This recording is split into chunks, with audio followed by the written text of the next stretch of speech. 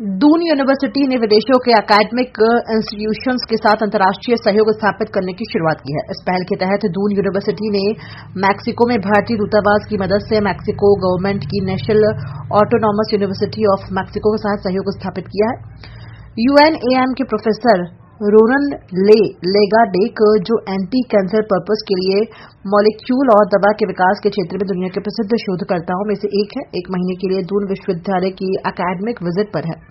Chemistry department के head doctor Arun Kumar ने बताया कि यूएनएएम ने दून विश्वविद्यालय के साथ इंटरनेशनल कोऑपरेशन समझौते के तहत अपने प्रोफेसर रोनन लेगाडेक की अंतर्राष्ट्रीय यात्रा के सभी खर्चों को वहन किया है। प्रोफेसर रोनन छात्रों और फैकल्टी मेंबर्स के साथ लेक्चर डिलीवर कर रहे हैं, फॉर्मल, इनफॉर्मल और इंटरैक्टिव सेशंस आयोजित कर रहे हैं और भविष्य में जॉइंट रिसर्च के लिए रिसर्च प्रपोजल की योजना तैयार कर रहे हैं। Okay, so I'm Professor Ronan Legadek from you can see UNAM, which is National Autonomous University of Mexico, and I come from the Institute of Chemistry. And there is an agreement between our institute and Doon University, and particularly within the field of chemistry. So I think that was very important for me to visit Doon University, because as we know, we often sign agreements and they lie in a drawer. So to make it active, I wanted to come here to know Doon University, to know the Department of Chemistry, and to meet those very nice students. And what we do in our lab, we work on organometallic transition metal compounds to study their anti-cancer properties. Doon विश्वविद्यालय में माननीय कुलपति महोदया professor Surekha डांगवाल जी के नेतृत्व में यूनाम के साथ हम लोगों ने एग्रीमेंट साइन किया था, और उस एग्रीमेंट के तहत प्रोफेसर रोनन हमारे यहाँ पर विजिट किए हैं। उनकी विजिट का पूरा खर्चा यूनेम ने बियर किया है। यूनेम लार्जेस्ट यूनिवर्सिटी है लैटिन अमेरिका में, और इस विजिट के लिए यूनेम भी बहुत एक्साइटेड है। हमारी यूनिवर्सिटी के लिए भी अपॉर्चुनिटीज हैं, और विजिट का ये फायदा होगा, इस एग्रीमेंट का ये फायदा होगा कि भविष्य में यूएनएम के लोग यहाँ पर आ सकते हैं, उनके फैकल्टी मेंबर्स, उनके स्टूडेंट्स, और हमारे स्टूडेंट्स और फैकल्टी मेंबर्स यूएनएम जा सकते हैं। तो रोनन यहाँ पर इस विजिट के लिए आए हुए हैं, बच्चों के साथ इंटरेक्ट कर रहे हैं। He is giving them a broad vision, और बच्चों को समझा रहे हैं कि इससे क्या क्या उनके लिए आगे अपॉर्चुनिटीज दुनिया की डेवलप्ड कंट्रीज में, यूएनएम में और दूसरे एरियाज में हो सकते हैं। उन्होंने हमारे एमओयू का सम्मान किया। वो एक बहुत बड़ी यूनिवर्सिटी के प्रोफेसर हैं और पिछले 1 हफ्ते से यहाँ हैं और 16 तारीख तक यहाँ रहेंगे, और इस पूरे दौरान वो बच्चों के साथ इंटरैक्शन कर रहे हैं, रिसर्च स्कॉलर के साथ इंटरैक्शन कर रहे हैं। तो ऐसे लोग जब आपके कैंपस में घूमते रहते हैं, तो ये कल किरण कुमार जी आए थे, इसरो के फॉर्मर चेयरमैन, और ये अपने जो फ्रेंच नेशनल्स हैं बट UNAM यूनिवर्सिटी के प्रोफेसर हैं, ये हमारे बीच में हैं। तो इससे मुझे लगता है कि एक इकोसिस्टम बनता है पूरी यूनिवर्सिटी का, एक रिसर्च इकोसिस्टम डेवलप होता है, और बच्चों को भी लगता है कि हमको जो पूरे वर्ल्ड में हो रहा है उसके बारे में बताया जाए। राष्ट्रीय गीत वंदे मातरम की रचना के 7 नंबर को पूरे 150 वर्ष पूरे हो चुके हैं। भारतीय जनता पार्टी द्वारा इस अवसर पर सामूहिक रूप से वंदे मातरम गायन का आयोजन भी किया जा रहा है। वहीं प्रदेश भाजपा कार्यालय में भी आज सामूहिक वंदे मातरम गायन का आयोजन किया गया। सभी भाजपा के कार्यकर्ताओं पदाधिकारियों द्वारा वंदे मातरम का गायन किया गया। वहीं इस अवसर पर भाजपा प्रदेश अध्यक्ष महेंद्र भट्ट ने बताया कि वंदे मातरम गीत देश की आजादी का ज्वार भरने वाला गीत था, क्योंकि देश विकसित राष्ट्र की ओर बढ़ रहा है। ऐसे में एक विकसित राष्ट्र में ये गीत भारत माता के प्रति स्नेह के भाव के साथ लोगों में जागृति उत्पन्न करने का काम करेगा। राष्ट्रीय गीत के 150 वर्ष पूर्ण होने के बाद प्रधानमंत्री मोदी के निर्देशानुसार की हर जगह इसका गायन हो, इसलिए प्रदेश कार्यालय में भी वंदे मातरम का सामूहिक गायन का आयोजन किया गया। 7 तारीख से ही 150वीं जयंती का श्री गणेश हुआ है। देश के श्री प्रधानमंत्री मोदी जी ने ये संज्ञान लिया है, अब पूर्ण वंदे मातरम ये सब जगह इसका गायन हो, क्योंकि इसके जड़ में, इसके तत्व में ही देश की आजादी है, देश का विकास है।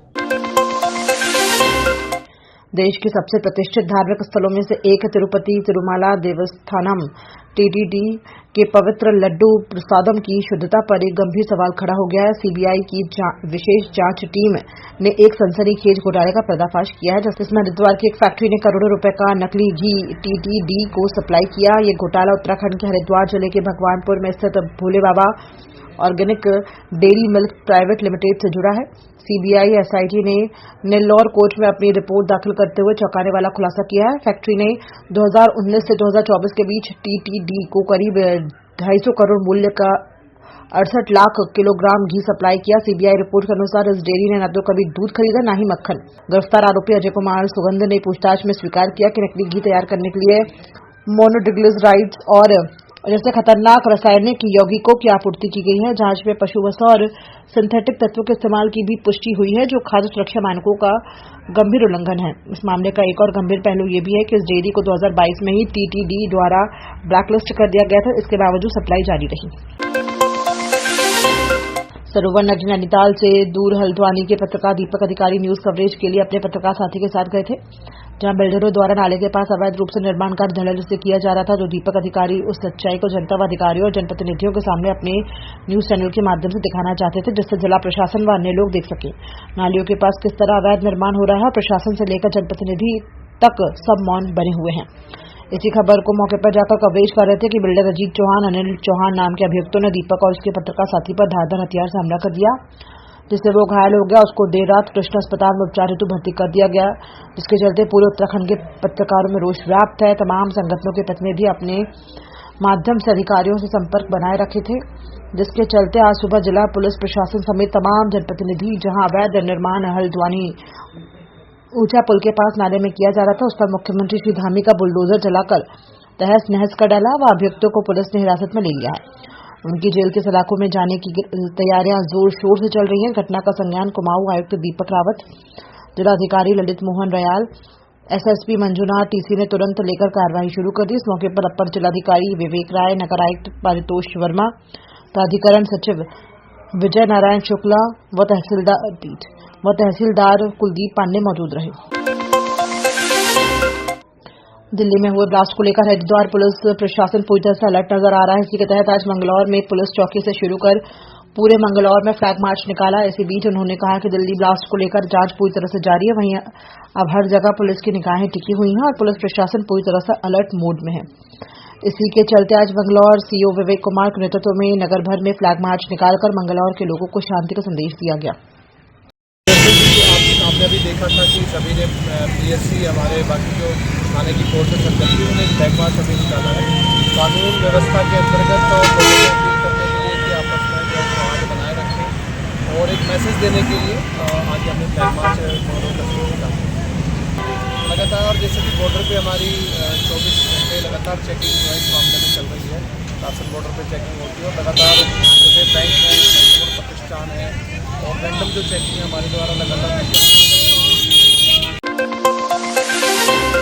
मुख्यमंत्री पुष्कर सिंह धामी की अध्यक्षता में उत्तराखंड कैबिनेट की बैठक में कई महत्वपूर्ण बिंदुओं पर विस्तार से चर्चा की गई। सचिवालय में आयोजित कैबिनेट बैठक में शहरी विकास, वित्त, आपदा प्रबंधन व नियोजन सहित कई विभागों के विभिन्न मुद्दों पर महत्वपूर्ण निर्णय लिए गए। इसमें आपदा प्रबंधन विभाग के अंतर्गत धराली में बादल फटने व प्रदेश में अन्य प्राकृतिक आपदाओं में मृत व्यक्तियों के परिजनों को मिलने वाली राहत राशि में इजाफा करते हुए 5 लाख देने का निर्णय लिया गया। इसके साथ कृषि विभाग के अंतर्गत मधुग्राम योजना में किसानों को केंद्र से मिलने वाली 29 लाख बकाया धनराशि अब राज्य सरकार देगी। इस बैठक में कैबिनेट मंत्री सुबोध उनियाल, गणेश जोशी, रेखा आर्या और सौरभ बहुगुणा मौजूद रहे। सचिव मुख्यमंत्री शैलेश बगोली और सैनिक कल्याण मंत्री दीपेंद्र चौधरी ने कैबिनेट के निर्णयों की जानकारी दी। ये मधुग्राम योजना थी इनकी, उसमें आपका 2022-23 में 21-22 में और 22-23 में जो लंबित रह गया था केंद्रांश प्राप्त न होने की वजह से वो लगभग 29,40,000 की धनराशि थी, उसको राज्य सरकार द्वारा देने का निर्णय लिया गया। इसके अतिरिक्त नियोजन विभाग का एक प्रस्ताव था। उत्तराखंड राज्य में निवासरत परिवार पहचान पत्र बनाने हेतु देवभूमि परिवार योजना लागू किए जाने की सैद्धांतिक सहमति दिए जाने के विषय। इसमें योजना यह है कि देवभूमि परिवार योजना के अंतर्गत जो भी हमारे उत्तराखंड में निवासरत परिवार हैं उनकी एक आईडी बनाई जाएगी और उनको और उनको जो भी लाभ दिए जा रहे हैं वो सभी इस आईडी में मैप किए जाएंगे, ताकि जो डुप्लीकेसी हो रही है या कुछ लोग छूट जा रहे हैं तो उनको सबको आइडेंटिफाई किया जा सके। और जो 100% एक सैचुरेशन की सरकार की एक नीति है कि 100% जो हमारी योजनाएं हैं उनसे जो भी लाभार्थी हैं उनको 100% सैचुरेट किया जाए, उसका भी अनुपालन किया जा सके। तो आज इस योजना को, जिसका नाम है देवभूमि परिवार योजना, इसको लागू करने की माननीय मंत्रिमंडल द्वारा सैद्धांतिक सहमति दी गई। पटरी व्यापारियों का मामला थमने का नाम नहीं ले रहा है। पूर्व मुख्यमंत्री हरीश रावत द्वारा अनशन की चेतावनी के बाद आज प्रशासन की टीम द्वारा मॉल रोड में पटरी व्यापारियों के चिन्हीकरण की प्रक्रिया शुरू कर दी गई है, जिसे 15 दिनों के भीतर पूरा करने की बात की जा रही है। मसूरी मॉल रोड पर विगत कई वर्षों से पटरी व्यवसाय कर अपना जीवन यापन कर रहे हैं लोगों पर एक बार फिर रोजगार का संकट गहरा गया है। नगर पालिका द्वारा स्पष्ट किया गया है कि मॉल रोड पर किसी भी प्रकार का अतिक्रमण बर्दाश्त नहीं किया जाएगा, जिसकी जद में लगभग 150 से अधिक लोग प्रभावित हो रहे हैं। हालांकि नगर पालिका द्वारा अभी तक इसके विस्थापन की कोई व्यवस्था नहीं की गई है। पूर्व मुख्यमंत्री हरीश रावत ने विगत दिवस मसूरी आए पटरी व्यापारियों की समस्याओं को सुना था। इसके बाद उन्होंने मॉल रोड पर अनशन की बात की थी। इसके बाद शासन प्रशासन हरकत में आ गया।